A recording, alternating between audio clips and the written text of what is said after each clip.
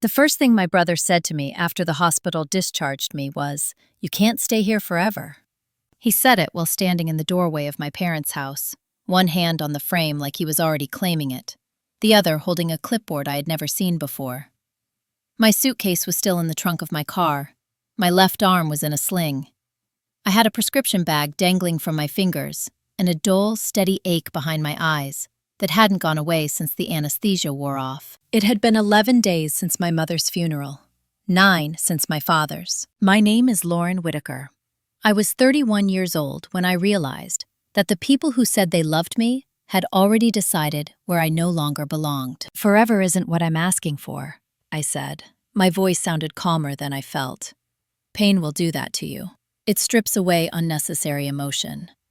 Just until I can drive again." Evan didn't answer right away. He glanced past me into the house as if measuring it. The porch light was still on, even though it was morning. My mother used to forget to turn it off. I noticed that kind of thing now. I noticed everything. "Well," he said finally, "we'll talk about timelines." We. He meant himself and his wife, Marissa. I hadn't seen her yet, but I could hear the faint clink of dishes inside. Rearranging. Making space that didn't include me. I stepped inside anyway. The house smelled different. Not bad, just altered. The vanilla candle my mother burned every winter was gone. In its place was something sharp and citrusy. The entry table where my father dropped his keys was cleared except for a decorative bowl I didn't recognize. My parents' photos were still on the wall, but they'd been shifted, tightened into a neat grid like a realtor's listing. I hadn't lived here in years. I'd built my own life in Boston, worked my way up at a mid-size architectural firm, rented a one-bedroom with exposed brick and terrible plumbing. I paid my bills. I hosted Thanksgiving once, badly, and everyone still teased me about the dry turkey. Then a contractor skipped a safety check on a site in Cambridge, and a steel beam came down where it shouldn't have. I survived. Barely. A shattered shoulder, 2 cracked ribs, nerve damage that made my hand shake when I was tired. The doctor said recovery would take months, maybe longer. I couldn't lift, I couldn't drive, I couldn't work. My parents had insisted I come home. Evan hadn't argued then. He'd sent flowers. He always sent flowers. It was his way of staying generous without being present. "Marissa made soup," he said, closing the door behind me. "She's trying to keep things normal." Normal. The word landed wrong. I followed him into the kitchen. Marissa stood at the stove, tall and precise, her hair pulled back in a way that suggested efficiency rather than comfort. She turned when she heard us, smiled quickly, and went back to stirring. "Hi, Lauren," she said. "We weren't sure when you'd get in." "I called," I said. "Yesterday." "Yes, well," she nodded, as if the call had been more theoretical than real. "We just didn't know if... traffic." I didn't correct her. I hadn't driven. Evan picked me up from the rehab facility, tapping his fingers on the steering wheel the entire way, checking his watch at red lights. The soup simmered. Chicken noodle. My mother's recipe, I realized with a dull twist. Marissa had copied it. I wondered how she'd gotten it. Then I remembered the box of index cards my mother kept in the pantry. They were probably gone now, sorted, claimed. "I'll be in the guest room," I said. Evan cleared his throat. About that, here it was. Not raised voices, not cruelty, just logistics. "We were thinking," he said, "it might make more sense for you to stay downstairs. The den. Fewer stairs." The den had been my father's space, his chair, his books. The place he watched Sunday games and fell asleep halfway through. I pictured Marissa's clean lines, her need for order, absorbing it piece by piece. "That's fine," I said. Relief flickered across Evan's face. He liked compliance. He always had. The first week passed quietly. Too quietly. Cards arrived, casseroles from neighbors whose names I only half remembered. Evan left early for work. Marissa worked from home, her voice crisp through closed doors. I did my exercises. I iced my shoulder. I slept badly. I noticed things. The mail sorted into 2 piles, one for them, one for me. Mine stayed untouched. The way Evan paused before answering when I asked simple questions. How long they planned to stay. whether they'd spoken to the lawyer yet. "What lawyer?" he asked once, too quickly. "Our parents," I said. "About the estate." "Oh, that." He waved a hand. "It's handled." That night, I lay awake on the pull-out couch in the den, staring at the ceiling fan my father had installed himself. I thought about control, about how easily it slipped away when your body failed you, about how love, when mixed with convenience, could quietly turn into permission. 3 days later, I found the file folder. It was on the dining room table, tucked under a stack of mail. Beige, labeled in Marissa's handwriting. Whitaker property transfer. I didn't open it right away. I stood there for a long moment, my good hand resting on the back of my mother's chair, feeling the smooth indent where she used to sit. Then I opened it and understood, with a cold, steady clarity, that whatever I thought I was recovering from was only the beginning. I didn't confront them about the folder. That was the first real decision I made after the accident. Not out of fear, not out of weakness, but because something in me recognized the shape of what was happening. This wasn't a misunderstanding. It wasn't grief talking. It was a quiet administrative takeover, and confronting it too early would only teach them how much I knew. So I put the folder back exactly where I found it. Same angle, same corner of the table overlapping the mail. Then I went back to the den and sat on the pull-out couch until my shoulder started to burn. That night, Evan cooked dinner. That alone should have warned me. He was terrible at cooking and avoided it whenever possible. But he made pasta, overcooked, drowned in sauce, served with forced cheer. "We should talk soon," he said halfway through the meal, twirling noodles he didn't eat. "About next steps." Marissa kept her eyes on her plate. She cut her food into precise pieces, like she was preparing evidence. "Next steps for what?" I asked. "For, you know." Evan smiled tightly. "Getting you back on your feet." I nodded. "I start physical therapy again Monday." "That's great," Marissa said, too quickly. "Really great." Her tone had that brightness people use when they're already moving on. "I meant housing," Evan added. "Longer term." There it was. No cruelty, no raised voices. Just a gentle eviction wrapped in concern. "I've been here 12 days, I said. "I can't drive. I can't work." "We know," Evan said. "And we've been more than supportive. More than." As if kindness had already exceeded its warranty. "Lauren," Marissa said finally, looking at me for the first time that evening, "this house is a lot to manage. Utilities, maintenance, taxes. It's not realistic for all of us to be here indefinitely. All of us. As if I were a temporary guest, not their sister, not their daughter. I'm not asking indefinitely," I said again. "I'm asking for time." Evan sighed, rubbed his forehead. Time costs money. I almost laughed, not because it was funny, but because it was so honest it hurt. After dinner, I went to the den and closed the door. I stared at the framed photo on the bookshelf, one I hadn't noticed before. My parents at Christmas 3 years ago. Evan and Marissa in the center, me at the edge, half cropped out, holding a glass of wine, smiling like I wasn't already peripheral. I understood then what this was really about. Inheritance, control, and timing. The next morning, I called the estate attorney myself, not the number Evan had vaguely referenced, the one my mother had given me years ago, scribbled on the back of a grocery list when my father first started talking about wills and getting things in order. "Thomas Keller, Hartford," his assistant answered. I gave my name. There was a pause. Then, "Mr. Keller will take this call." That alone told me more than Evan ever had. "Lauren," Keller said, his voice calm, professional. "I'm glad you reached out." "I had the sense I should," I said. "Yes," he replied. "Your mother said you would." That sentence stayed with me. We spoke for 20 minutes. He didn't give me details. He didn't need to. He confirmed enough. There were documents Evan hadn't seen. Decisions made after a Thanksgiving argument that apparently hadn't involved me at all. Revisions, conditions, and one phrase Keller used that settled something deep in my chest. "Your parents were very clear about autonomy," he said, "especially yours." When I hung up, my hand was shaking. Not from pain, from anger, sharp and focused. I wasn't powerless. I was just being treated as if I were. That afternoon, Marissa knocked on the den door. "We're touring a condo tomorrow," she said, standing straight, hands folded. "For you." For me, I repeated. Yes, it's small but accessible. Temporary. We thought it would be a good solution. You thought, I said. She smiled, strained. Evan agrees. I didn't, I replied. Her smile faltered. You didn't ask, I continued. You decided. Marissa's eyes hardened just a little.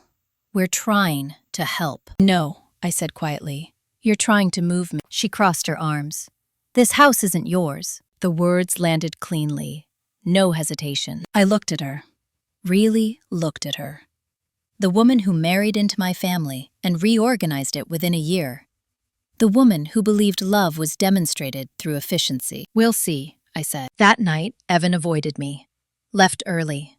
Came back late. Marissa spoke into her phone in hushed tones behind closed doors. I packed nothing. I made notes instead. Dates. Words. Decisions made without me. The next morning, I dressed carefully. Not well. Carefully. I put my sling on even though I could manage without it. I wanted to be seen as they already saw me. Limited. Weak. I have an appointment, I said as Evan grabbed his keys. With a condo? He asked. No, I replied. With a lawyer. He froze. Marissa appeared behind him, eyes sharp. What lawyer? Our parents, I said. The real one. Silence. Evan swallowed. That's not necessary. It is, I said. Because something tells me you've been making plans that don't include me. His jaw tightened. You're reading too much into things. No, I said. I'm finally reading them correctly. I walked past them, out the door, into the crisp morning air. Each step hurt, but pain was familiar. Control wasn't. By the time I got into the car waiting at the curb, I knew one thing with absolute certainty. They thought I was a problem to be solved. I was about to become a decision they couldn't undo. The lawyer's office didn't look like a place where lives came apart. It was clean, neutral. Beige walls, soft lighting, a framed print of a sailboat that had probably been there since the 90s. The kind of space designed to feel calm, no matter what news was being delivered. Thomas Keller stood when I entered. Mid-60s, silver hair, steady eyes. He shook my hand gently, like he understood pain without needing it explained. Your mother was very particular, he said as we sat. She hated surprises, especially legal ones. That made me smile, despite myself. He slid a thick folder across the table. Not the beige one from my dining room. This one was navy blue, edges worn, clearly handled many times. Before we get into specifics, Keller said, I need to confirm something. Are you currently being pressured to vacate the family home? Yes, I said, soft pressure, but it's there. He nodded. I suspected as much. He opened the folder, turned it so I could see the first page. My parents' names, signatures I recognized, dates I didn't. They updated their will 14 months ago, he said. After a meeting they requested without your brother present. That detail mattered. I felt it settle into place like a final puzzle piece. They anticipated conflict, Keller continued. Not because they wanted it, because they understood patterns. He didn't say Evan's name. He didn't have to. The terms were clear. Not dramatic, not vindictive. The house was to be held in joint ownership for 6 months following their deaths. After that, full title transferred to me. Not Evan, not shared. Me. There was a clause about residency. I was entitled to live there immediately. Uninterrupted. No conditions. Evan, on the other hand, was granted access to specific accounts tied to the family business my father had run for decades. Enough to keep things stable. Not enough to liquidate. They trusted you with continuity, Keller said. They trusted him with liquidity. I thought of the folder on the dining table, the condo tour, the timelines. They knew he'd try to move me, I said. Keller didn't contradict me. There's one more thing, he said, lowering his voice slightly. Your mother left a letter, not to be shared, not to be read aloud, just for you. He handed me an envelope, my name written in careful cursive. The sight of it hit harder than any legal clause. Read it when you're ready, he said. And Lauren, you don't owe anyone an explanation. The law doesn't require your silence, but it does protect it. When I left the office, my phone buzzed. Evan. I didn't answer. The ride home felt different. Not easier, just clearer. Like I finally knew which direction I was facing. When I walked into the house, Marissa was in the living room on her laptop. She looked up sharply. "You were gone a long time," she said. "I had questions," I replied. They were answered. She closed the laptop. "We need to talk." "Yes," I said. "We do." Evan came in 10 minutes later, breathless, like he'd rushed home when Marissa called him. "What's going on?" he asked. I sat down at the dining table. The folder was still there. Whitaker Property Transfer. "I spoke with Thomas Keller," I said, "this morning." Evan's face went pale. "You went behind our backs," Marissa said. "No," I replied. "I went around you." I opened my own folder and slid a single document across the table. "Not everything. Just enough. This house transfers to me in 4 months," I said. "Until then, I have full legal right to reside here." "That's not," Evan started. "It is," I said, "and you know it. Because if it weren't, you wouldn't have started planning my exit." Silence. Marissa recovered first. She always did. "We were trying to be practical," she said. "You're injured. This house is too much for you." "You didn't ask what I could handle," I said. "You decided what was convenient." Evan finally looked at me. Really looked. "You can't expect us to put our lives on hold," he said. "I'm not," I replied. "I'm asking you not to take mine." His jaw tightened. "So what? You're staying." "Yes," I said. "I am." "And then what?" Marissa asked. "You force us out?" "No," I said.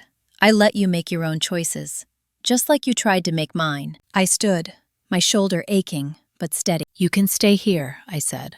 "For now, or you can leave. But you don't get to manage me anymore." That night, Evan slept on the couch. Marissa stayed up late, whispering into her phone. I lay in the den, staring at the ceiling fan.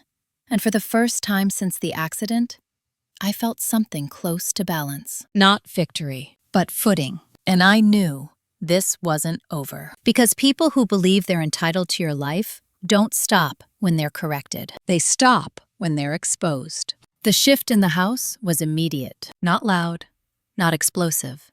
Just a subtle recalibration, like furniture moved a few inches off-center, so you keep bumping into it without knowing why. Doors closed more often. Voices dropped when I entered a room. Marissa stopped asking how my shoulder was doing.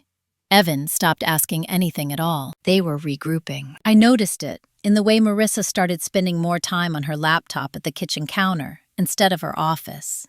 In the way Evan suddenly remembered errands that kept him out late. In the way my mail began appearing opened, then accidentally resealed. So I started documenting, not obsessively, quietly. I took photos of envelopes. I forwarded emails to myself. I wrote down dates, times, phrasing, patterns. Control thrives on ambiguity. I wasn't going to give them that luxury. 3 days after the lawyer meeting, Marissa cornered me in the hallway. "We need to revisit the condo idea," she said, her tone rehearsed. "Just as a backup." "No," I replied. She blinked. "Excuse me?" "No," I repeated. "There's nothing to revisit." Her mouth tightened. "You're being difficult." "I'm being clear." Evan appeared behind her, drawn by raised tension like a magnet. "Lauren," he said, voice low, "you're making this harder than it needs to be." "For who?" I asked. He didn't answer. That afternoon, I got a call from my physical therapist, Dana. "I just wanted to confirm your appointment for Friday," she said.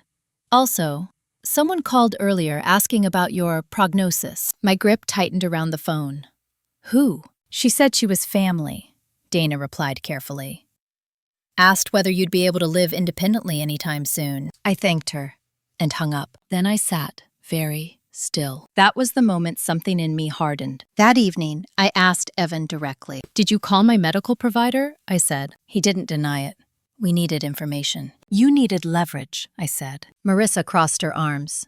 "We're trying to plan responsibly. You're trying to prove I'm incapable," I replied. "So you can justify pushing me out." Evan's voice rose. "We're not the villains here." "No," I said. "You're just comfortable." Silence stretched. Thick. Uncomfortable. "I'm filing a formal notice," I said finally, "with Keller. Any further attempts to interfere with my care or residency will be documented as harassment." Marissa laughed once, sharp. "You'd really do that to your own brother?" I looked at her. Really looked. "You already did it to me," I said. That night, I moved my things into my parents' bedroom, not as a declaration, as a decision. I took my mother's side of the closet. Her scarf still hung there, faintly scented. I changed the sheets. I opened the windows. When Evan saw the change the next morning, his face darkened. "That room," he began, "is mine," I said. "Legally, emotionally, practically." He stopped arguing after that. Instead, he started calling people. My aunt in Vermont, a cousin I hadn't spoken to in years, a family friend who'd always favored him.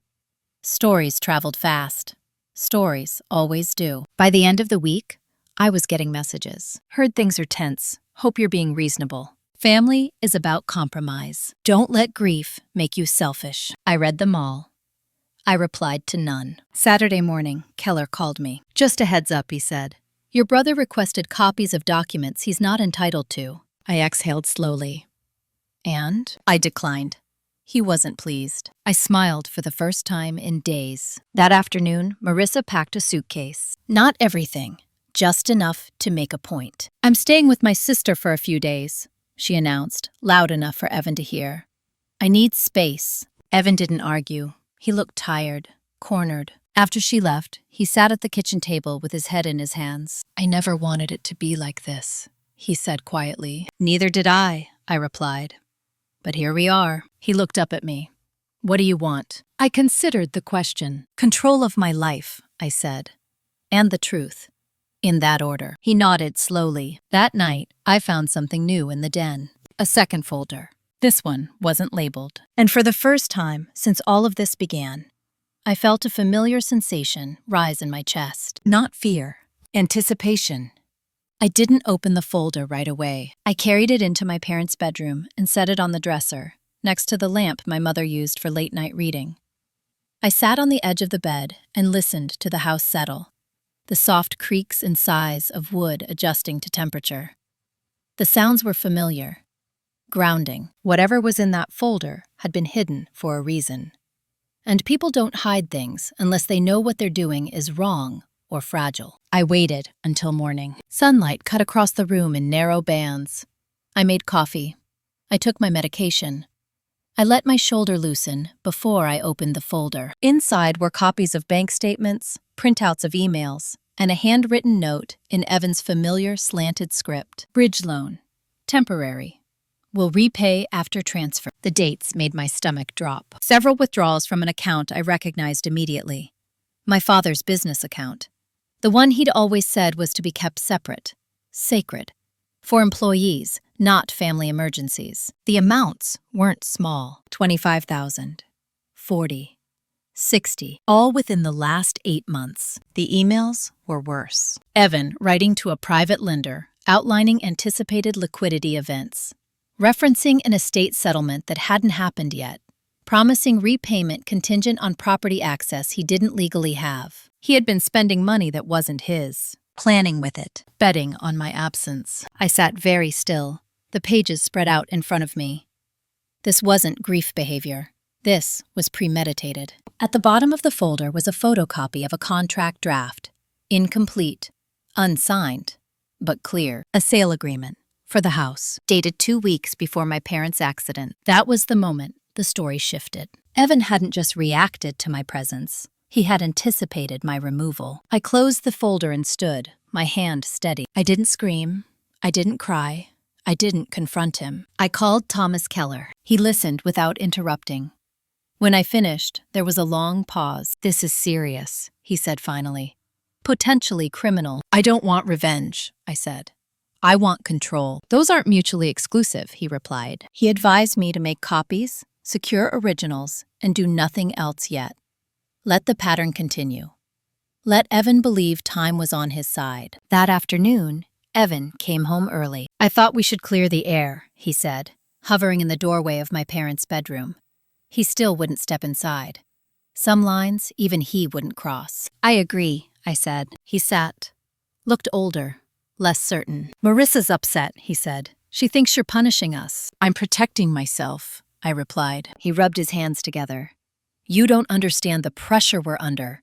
I slid one bank statement across the bed, his face drained of color. "Where did you get that?" he asked. "In your folder," I said. "In the den." Silence. "You were never supposed to see that," he said. That told me everything. "You were going to sell the house," I said. Before Mom and Dad even died. He shook his head. It wasn't like that. It was exactly like that, I replied. You just didn't expect me to survive long enough to notice. His eyes snapped up. That's not fair. No, I said. What you did isn't fair. He sagged back against the chair. I was going to fix it, once everything settled. By erasing me? I said. He didn't deny it. That night, I locked my door. Not because I was afraid, because I was done assuming safety. 2 days later, Keller called again. We're scheduling a formal inventory review, he said. Your brother doesn't know yet. Good, I said. And Lauren, he added, there's something else. A clause your father insisted on. It activates if any beneficiary attempts to transfer assets prematurely. What happens, I asked. He loses access, Keller said simply. I closed my eyes. That was the moment I understood what my parents had really left me. Not just a house, a line. And Evan had already crossed it. Evan changed after that. Not dramatically. Not in a way anyone else would notice. But I did. When you've grown up with someone, you learn the difference between confidence and calculation. Between calm and containment. He stopped pushing. No more condo talk. No more timelines. No more concern disguised as advice.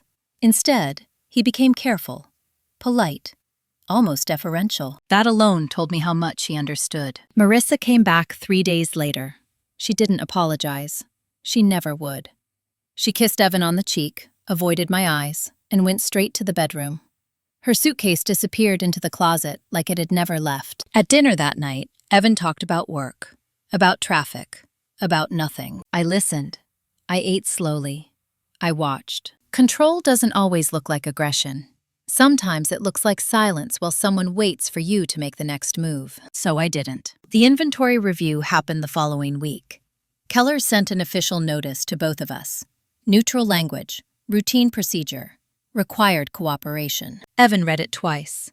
Marissa once. Then she pushed her chair back from the table. This is unnecessary, she said. Everything's already documented. Then it'll be easy, I replied. She smiled tightly. You enjoy this, don't you? No, I said. I respect it. The review took place on a Thursday morning. Keller arrived with an associate and a quiet woman who introduced herself as a financial auditor. They moved through the house methodically, opening drawers, checking serial numbers on artwork, cross-referencing account statements. Evan followed them like a shadow. When they reached the den, Keller paused. Mr. Whitaker, he said, we'll need access to any documents related to pending transactions. Evan hesitated. Just a fraction of a second. Of course, he said. I'll get them. He returned with a thin stack of papers. Not the full folder, not the sale draft, just enough to appear cooperative. I didn't say anything. You don't interrupt someone while they're making mistakes. 2 days later, Keller called me privately. He's not coming clean, he said, which means the clause will trigger. When? I asked. Soon, he replied. But I need to ask you something first. What do you want to happen? The question wasn't legal. It was personal. I thought about Evan at 16, teaching me how to drive. About the way he held my hand at our father's funeral. About the folder in the den. I want him to stop, I said, and I want the truth on record. That's enough, Keller said. Then we proceed. The notice went out the following Monday. Formal. Irreversible. Evan's access to the business accounts was suspended, pending investigation. Any attempt to transfer property would void his beneficiary status entirely. He read the email on his phone at the breakfast table. I watched his hands shake. What did you do? He asked quietly. I let the will do its job, I said. Marissa stood abruptly. This is sabotage. No, I replied. This is consequence. Evan pushed his chair back and stood, his face flushed. You could have warned me, he said. I did, I replied. Every day you ignored me. He left the house without another word. That afternoon, I received a call from someone I didn't expect. My grandmother. She was 87 and sharper than anyone gave her credit for. I hear things are complicated, she said. That's one word for it, I replied. She was quiet for a moment. Your father asked me once, which of you I thought would survive disappointment, she said. I told him you would, because you don't need applause. I swallowed. Do what you need to do, she continued, and don't let anyone tell you it's cruel. That night, Evan didn't come home. Marissa packed again. This time, everything. The house felt different with them gone. Larger, quieter, like it was exhaling after holding its breath for too long. I stood in the living room and looked around. For the first time since the accident, since the funerals, since the slow realization of betrayal, I felt something close to peace. But I also knew this wasn't the end. Because when people lose control, they don't always accept it. Sometimes they try to take something else with them. Evan didn't disappear quietly. He left the house that Monday morning and didn't come back. But his absence had weight, like a storm you feel before the clouds arrive. By Wednesday, the calls started. Not to me, about me. A cousin I barely spoke to left a voicemail. Careful tone. Too careful. Lauren, I heard things escalated. Evan's under a lot of stress. Maybe you two should talk. An old family friend sent a text. Family is family. Don't let lawyers tear you apart. I deleted it. By Thursday, Marissa had posted something vague on social media. A quote about betrayal. About how kindness is punished. No names, but the implication was clear. People responded with heart emojis and supportive comments. None of them knew the facts. They never do. That afternoon, Keller called again. Your brother has retained counsel, he said. Aggressive, not particularly subtle. I expected that, I replied. He's claiming coercion, Keller continued. That you manipulated your parents during their final years. The accusation didn't surprise me. It hurt anyway. That won't hold, Keller added calmly. There's documentation, witnesses, medical staff. Your parents were competent. I know, I said, but it tells me what he's willing to say. Yes, Keller agreed, which means we move faster. The next step was something I hadn't anticipated emotionally, even if I'd agreed to it legally. A temporary restraining order. Not dramatic, not sensational, just practical. It restricted Evan from entering the property or contacting me directly while the investigation proceeded. When the officer came to serve it, he was polite, almost apologetic. I'm sorry, he said quietly as Evan signed. These things are tough. Evan looked at me then. Really looked. You're doing this, he said, voice low. You're destroying our family. I met his eyes. You did that when you decided I was expendable. He laughed once, bitter. You think you've won. I think I've survived, I said. There's a difference. He left without another word. That night, I slept deeply for the first time in months. The peace didn't last. 2 weeks later, the business collapsed. Not the company itself, the illusion of it. An internal audit revealed what Keller had suspected. Evan had been using company funds to cover personal losses for over a year. Creative accounting, deferred payments, promises based on future inheritance. The board acted quickly. They had no choice. He was removed as acting director. Quietly at first. Then not so quietly, when a former client filed suit. The headlines were small. Trade publications, local business news. Nothing dramatic enough for national attention. But enough. Enough for Marissa's sister to stop returning calls. Enough for their friends to ask uncomfortable questions. Enough for the narrative to shift. I watched it all from a distance, not with satisfaction, with clarity. This wasn't karma swooping in. It was gravity. Actions finally meeting consequence. One evening, as I was sorting mail, I found a handwritten envelope. No return address. I recognized Evan's handwriting immediately. Lauren, I don't know how we got here. I keep replaying things, looking for the moment it went wrong. Maybe it was always wrong, and I just didn't see it. I thought I was protecting what mattered. I thought you were stronger than this. I see now that I was wrong about a lot of things. I don't expect forgiveness. I don't even know what I'm asking for. I just needed you to know I never planned for this to end the way it did. I folded the letter carefully and placed it in my desk drawer. I didn't respond. Some apologies arrived too late to be useful. The legal process moved steadily after that. No fireworks, no courtroom speeches. Just filings, affidavits, confirmations. Evan's beneficiary status was formally reduced. The clause my father had insisted on was enforced in full. His remaining access was placed under third-party oversight. He fought it, briefly. Then the money ran out. On a quiet Sunday morning, I walked through the house with a notebook. I wrote down what stayed, what went, what changed. I donated furniture that had been chosen for appearance instead of comfort. I repainted rooms Marissa had neutralized.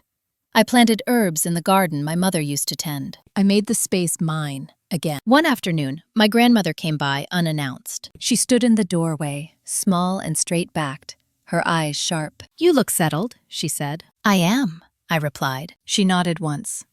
"Good. That's what your parents wanted. Not peace at any cost, just truth." As she left, she turned back to me. "He'll try once more," she said. "Not for money, for absolution." I watched her walk down the path.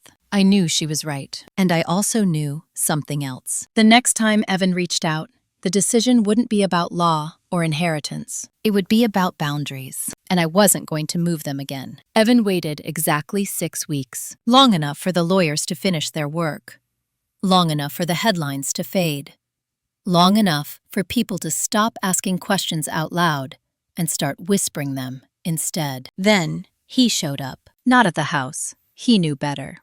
He waited until I was somewhere neutral, somewhere public enough to feel safe and private enough to feel intentional. The grocery store. I noticed him at the end of the produce aisle, standing too still, hands in his coat pockets, like he didn't know what to do with them anymore.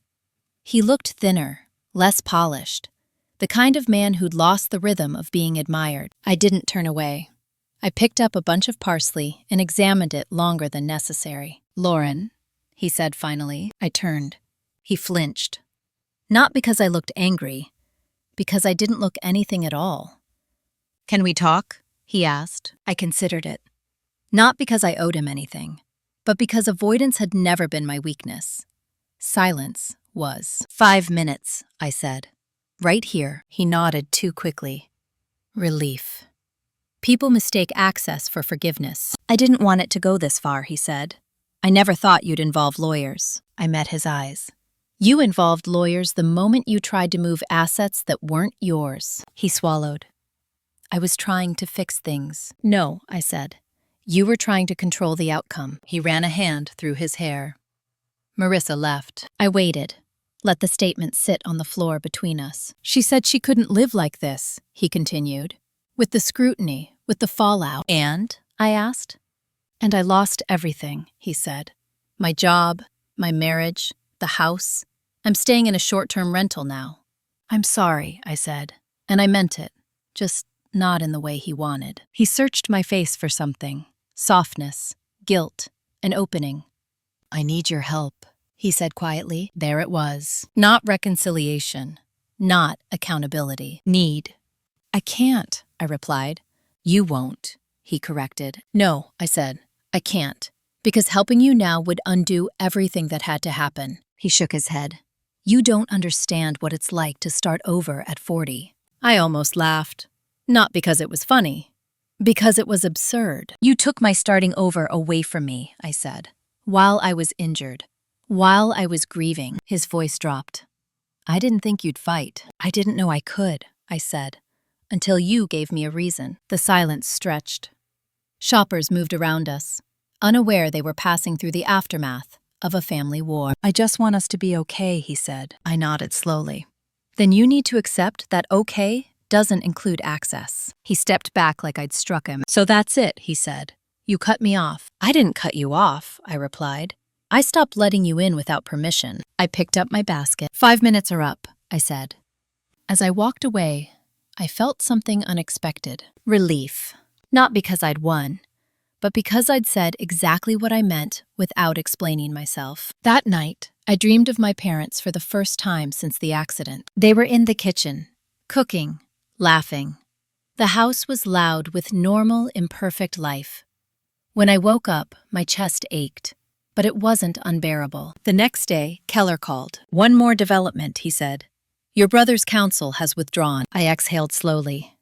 "Meaning?" "Meaning he's out of options," Keller replied, "legally." "Good," I said. "Lauren," he added, "there's no obligation for you to do anything further. I want to be very clear about that." "I know," I said. After the call, I went into my parents' study and opened the last drawer I hadn't touched yet. Inside was a small notebook. Not legal, not financial. Personal. My father's handwriting filled the pages. Notes about the business, about employees, about mistakes he wished he'd corrected sooner. The last entry was dated just weeks before their accident. Evan worries me. He thinks strength is taking. Lauren thinks strength is staying. One of them will survive what comes next. I hope it's the one who knows when to let go. I closed the notebook. That evening, I invited my grandmother over for dinner. We ate quietly. Soup, bread, nothing elaborate. You saw him, didn't you? She asked. Yes, I said. And? She prompted. I didn't save him, I replied. She nodded. Good. That was never your job. When she left, I stood in the doorway and watched the streetlights flicker on, one by one. I realized then that the worst part of betrayal isn't the loss. It's the clarity that comes after. You see people exactly as they are, and you finally believe them. I went to bed knowing something fundamental had shifted. Not in Evan. In me. Because the next chapter of this story wasn't about what he would try next. It was about what I would build without him. The first thing I built was a routine. Not the kind that looks impressive from the outside. No grand plans. No declarations. Just small, deliberate structure that belonged to me and no one else. I woke up early. I made coffee the way my mother liked it. Strong, a little bitter.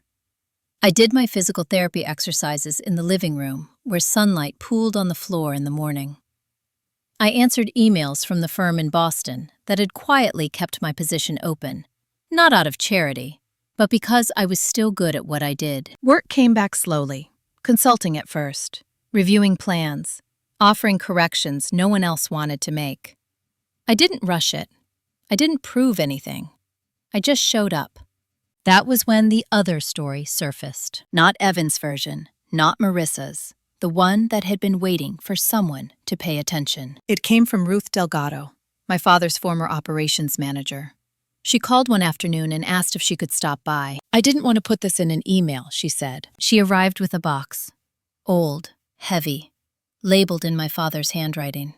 Inside were company records Evan hadn't touched, or maybe hadn't known existed. Early contracts, notes about risk, warnings about expansion that had been ignored, and one thin folder at the bottom. Marissa's name was on it. Ruth watched my face as I opened it. She pushed him, Ruth said quietly. Not all the way, but enough. Emails confirmed it. Suggestions, introductions to investors with poor reputations, encouragement to move faster, to leverage the house, to assume access. She'd never signed anything, never made a decision on paper, but she had steered. She wanted the life, Ruth continued, not the responsibility. I closed the folder. I'm not going after her, I said. Ruth nodded. I figured. But I wanted you to know it wasn't all him. I know, I replied. It never is. After she left, I sat alone with the box for a long time. This was the part people don't talk about in revenge stories. The part where you realize you could do more damage if you wanted to. Where restraint becomes a choice instead of a limitation. I chose restraint, not because I was kind, because I was done. 2 weeks later, the firm in Boston offered me a permanent remote role. Senior consultant, flexible hours, no site work. I accepted without hesitation. The house shifted again. Not from tension this time, from use. I turned the den into an office. Kept my father's chair, replaced the desk. I painted the walls a color my mother would have hated and I loved. The garden came next. Overgrown, neglected, honest. I hired a local crew for the heavy work and did the rest myself. Dirt under my nails, sun on my shoulders. My body complained, but it held. Healing isn't linear. It's negotiated. The call from Evan came late one night. I didn't answer. He left a voicemail. No drama, no accusations. I'm starting therapy, he said. I don't know if that matters to you. I just thought you should know. I deleted it. Not because it didn't matter, because it wasn't mine to process. A week later, I got a message from Marissa. One sentence. I never meant to hurt you. I stared at it for a long time. Then I blocked her. Some truths don't need a response. Thanksgiving came quietly. No extended family. No forced gratitude. Just me and my grandmother. We cooked together. She corrected my technique. I let her. At the table, she reached across and took my hand. You did good, she said. You didn't become them. That was the highest praise she could give. After she left, I sat alone with a glass of wine.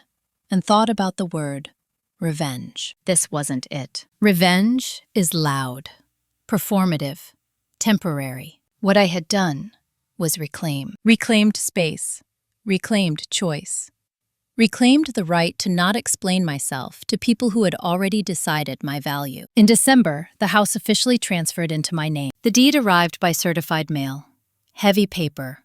Final. I signed it at the dining room table, where Marissa once spread out plans that didn't include me. Then I put it away. Christmas came and went, without incident. No card from Evan. No call. I slept well anyway. On New Year's Day, I stood in the doorway of the house and looked out at the street. Nothing dramatic had happened. No confrontation. No apology scene. No cinematic closure. Just distance. And distance, I was learning, could be a form of peace. As I closed the door behind me, I understood something clearly for the first time. I hadn't taken anything from anyone. I had simply stopped giving it away. And that realization was going to matter more than whatever came next. The letter arrived in February, thick and formal, with a return address I recognized immediately, Evan's lawyer. I didn't open it right away. I set it on the counter and finished making tea. Lemon, honey, the kind my mother used to make when winter refused to let go. When I finally broke the seal, the language was careful, neutral, almost apologetic. Evan was requesting a mediated conversation, not a lawsuit, not a demand, a request. He was, according to the letter, seeking closure. I smiled at that word. People always want closure when they've run out of leverage. I called Thomas Keller. "You don't have to do this," he said, before I could finish explaining. "I know," I replied, "but I want to." We scheduled it for the following week. Neutral office, third-party mediator, clear boundaries. Evan arrived early. I could tell because the receptionist glanced up when I walked in, then looked back at him. He stood when he saw me, hesitated, sat back down. He looked older, not just tired, diminished, like someone who'd been forced to live without the story he'd told himself for too long. We sat across from each other at a small table. The mediator introduced herself, outlined the rules. Speak respectfully, no interruptions, no accusations. Evan went first. "I didn't think you'd come," he said. "I didn't think you'd ask," I replied. He nodded. "I've lost a lot." "Yes," I said. "And I know that's my fault," he added quickly. "But I need you to understand something. I never thought of myself as taking from you. I thought I was managing things." "For yourself," I said calmly. He winced. "I thought you'd be okay. You always were." "That's not a compliment," I said. "That's an excuse." The mediator glanced between us but didn't intervene. "I'm not here to reopen anything," Evan said. "I'm here to apologize." I waited. "I'm sorry for treating you like an obstacle instead of a sister," he continued. "I'm sorry for assuming your life was smaller because it was quieter." The words were practiced, but not empty. I let them sit. "Thank you," I said. "That matters." His shoulders sagged with relief. "But," I continued, "it doesn't change anything." He looked up sharply. "I'm not reopening access," I said. "I'm not reconsidering boundaries. I'm not re-entering a relationship built on guilt or obligation." "I wasn't asking for that," he said. "You were," I replied, "just not out loud." Silence. "I want to move on," he said. "So do I," I replied. "That's why this ends here." The mediator nodded slightly. "Is there anything else either of you needs to say?" she asked. Evan hesitated. "I wish you hadn't involved the clause." I met his eyes. "I wish you hadn't forced me to." That was it. We signed a brief acknowledgement. No further contact unless mutually agreed. No claims, no expectations. When I walked out, I felt lighter. Not because I'd forgiven him, because I didn't have to carry him anymore. Spring came early that year. The garden responded. New growth where I'd cut things back. I spent weekends outside, my hands steady, my body stronger. Work expanded. I took on a leadership role. Not flashy, effective. One afternoon, a younger colleague asked me how I handled family pressure. I thought about it before answering. I stopped explaining myself to people who benefited from misunderstanding me, I said. She nodded like she'd been waiting to hear that her whole life. On the anniversary of my parents' deaths, I didn't host anyone. I didn't make speeches. I walked through the house slowly, room by room. In the study, I found one last envelope tucked into a book, my mother's handwriting. Inside was a single line. You don't owe loyalty to people who confuse love with control. I sat with that for a long time. By summer, the story had settled. Evan moved out of state. Marissa remarried, quietly. No announcement. The house remained. So did I. This wasn't revenge in the way people expect it. There was no moment where the tables flipped dramatically, just a steady return of agency. And sometimes, that's the most complete kind of payback there is. Because nothing unsettles people more than watching you thrive without them. And I was only just beginning. By the time autumn returned, the story everyone else had been telling about me no longer mattered. That surprised me more than anything. For months, I had moved as if I were still being watched, still being evaluated. As if some invisible jury was deciding whether I'd handled things gracefully enough, or crossed an unspoken line by choosing myself. Then one morning, I realized I hadn't thought about Evan in days. Not with anger, not with sadness, not even with curiosity, just absence. That was when I knew the center of gravity had shifted. The invitation arrived in October, handwritten, slipped into my mailbox without postage. I recognized the name immediately. Ruth Delgado. She invited me to a small gathering at her home. Nothing formal, just a few former employees, people who had worked with my father for decades, people who had quietly watched the business unravel and wanted to acknowledge what had been lost without turning it into gossip. I almost didn't go, not because I was afraid, because I didn't need validation anymore. But something told me this wasn't about that. Ruth's house was modest, warm, the kind of place where chairs didn't match and no one apologized for it. When I arrived, conversations paused, not awkwardly, respectfully. They saw me, not as Evan's sister, not as the problem, as the daughter who had shown up. Ruth raised a glass halfway through the evening. To Robert and Claire, she said, and to Lauren, for finishing what they started. No applause, just quiet agreement. Afterward, an older man named Harold pulled me aside. He'd been one of my father's earliest partners. You know, he said, your father put a clause in the business charter years ago. Not the will, the charter. I frowned. What kind of clause? One that allows a non-operational heir to assume oversight if mismanagement is proven, he said.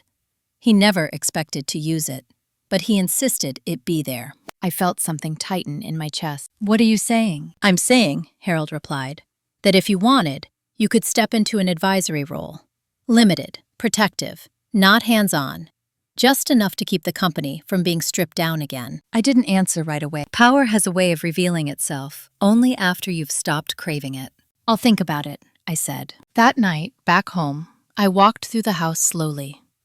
The walls felt settled now, like they had accepted the shape of my life. I opened my laptop and reviewed the business records Keller had sent months ago. Clean now, stable, a new interim director, conservative decisions. Fewer risks. The company didn't need saving, but it did need guarding. I agreed to the role 2 weeks later. Quietly. No announcement, no press. Just a signed document and a clear mandate. Oversight only. Transparency required. No unilateral decisions. It wasn't revenge. It was stewardship. The call from Evan came 3 days after the paperwork was finalized. I almost didn't recognize the number. I let it ring once. Twice. Then I answered. I heard, he said. About the advisory role? I asked. Yes. I waited. I'm not angry, he said. I didn't know you wanted anything to do with it. I didn't, I replied. I wanted to make sure it didn't hurt anyone else. Silence. You always did that, he said finally. Carried the weight no one asked you to. That's the difference, I said. Now I ask myself first. He exhaled slowly. I guess this is where we end. Yes, I said. It is. Take care of yourself, he said. I am, I replied. The line went dead. I didn't feel triumphant. I felt finished. Thanksgiving came again, quieter than the last. Just my grandmother and me. She watched me move around the kitchen with steady hands. No sling, no hesitation. You're not waiting anymore, she observed. No, I said. I'm living, she smiled. Your mother would like that. That evening, after she left, I sat by the window and watched leaves collect along the curb. I thought about the idea of family, how easily it gets confused with obligation, How often love is used as a reason to tolerate control. I had learned something important over the past year. Being loyal to yourself doesn't make you cold. It makes you honest. And honesty has a way of rearranging everything. The story was almost over. Not because nothing more would happen, but because the outcome no longer depended on anyone else's choices. It depended on mine. And I had finally learned to trust them. The last thing I did was change the locks. Not because I was afraid someone would come back. Not because I expected another confrontation. I did it because the house deserved a final, physical marker of where one chapter ended and another began. The locksmith worked quietly, efficient, no questions. When he handed me the new keys, they felt heavier than the old ones, even though they weren't. Ownership does that.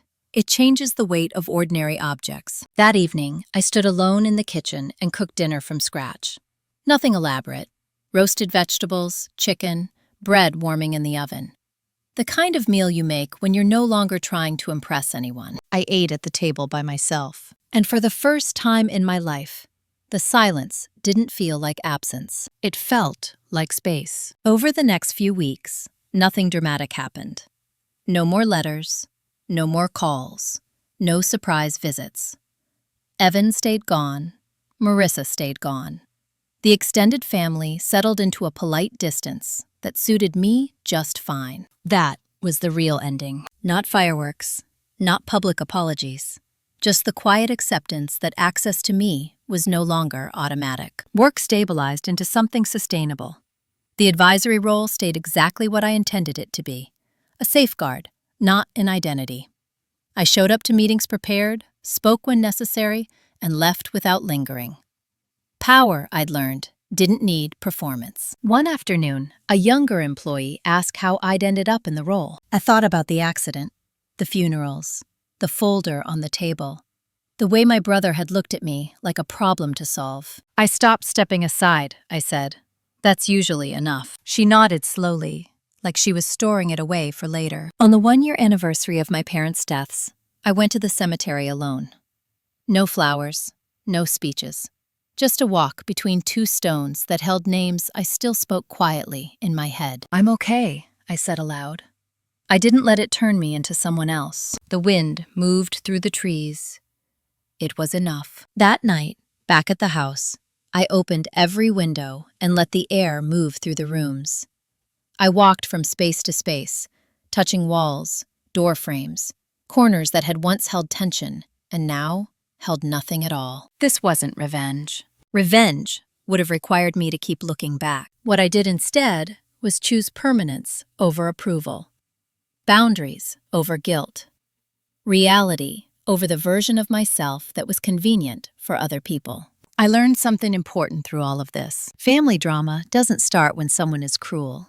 It starts when someone assumes you'll tolerate it. The moment you don't, the entire structure shifts. My name is Lauren Whitaker.